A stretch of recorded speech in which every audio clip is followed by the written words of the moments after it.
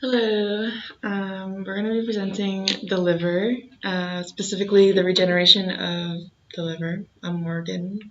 I'm Josh. I'm Karen.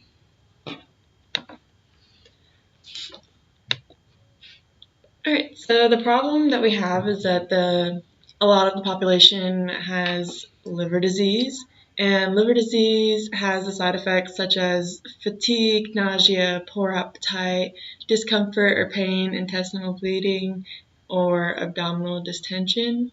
And when people show these side effects, they get diagnosed and then they're put on a wait list for liver transplant.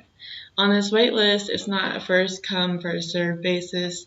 It's more of based on your time limit, based on your body size, blood type, stage disease, and your overall health.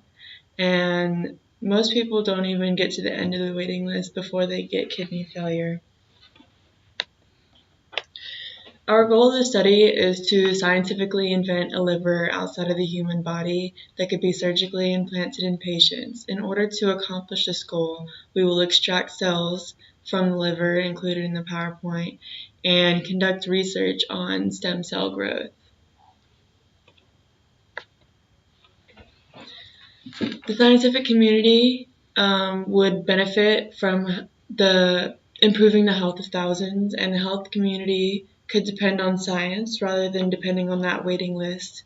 And the benefits of creating this organ outside of the human body would be that we would have an unlimited supply of healthy livers, minimization of patients going through dialysis, and opening the new idea sprouting from the regeneration of organs, like opening new paths into the scientific community. Although this sounds like a good idea, there are some current difficulties with growing an organ outside the body.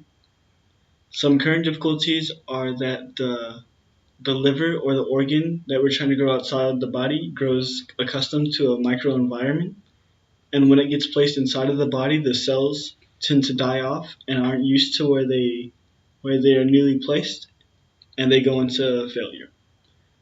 Also, there's a lack of blood vessels between the body and the organ, and it just does not work anymore. But there are some new findings that help us create this liver outside of the body. Some of it is the founding of new stem cells with the use of amniotic fluids that are surrounding the embryos. They are easily obtainable and quickly duplicate. They do not require feeders, and they don't produce tumors.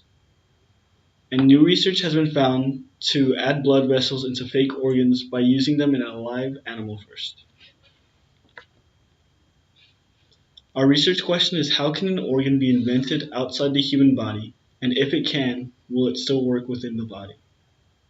The hypothesis is the replicated organ will grow and function within a human body with minimal to no complications. The research methodology you would look at the qualitative research, and the qualitative research you'd be looking at the quality of the liver and it living outside of it, and all the cells that have been mentioned in the PowerPoint. You would be looking at the quality of how they're taken care of, and the quantitative you would be doing the cell counting for what has been mentioned, and you would just be looking at how much of everything you need and the quality. The roles and the responsibilities, ethically, you would have to gather data.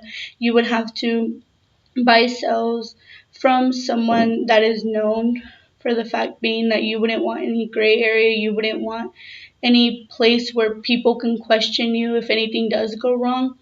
Also, when it comes to receiving the animals and buying the animals, you wouldn't be able to just buy them from anywhere. You would have to buy them from a known company. The rules and the regulations must be followed from the lab. The people that are working with the cells would have to receive proper training, and the people working with the animals would have to receive proper training on the animals just to make sure everything goes fine. The Bellman report would not be needed because there's no human subjects, but we will need the Animal Welfare Act because you would have to properly keep the animals, minimize the use of the animals, and see if the animals don't have to be used but could use other types of animals. And then the implications and impacts. The scholars and communities and societies will benefit for the fact being that they will see more information. They will see people's lives people living their lives for longer. They will be able to just get more information, which leads to the new treatments that will be provided. They'll allow, like I said, they will allow people to live longer. They will allow for new treatments for liver disease, hopefully open the doors to be able to fight and regenerate different organs.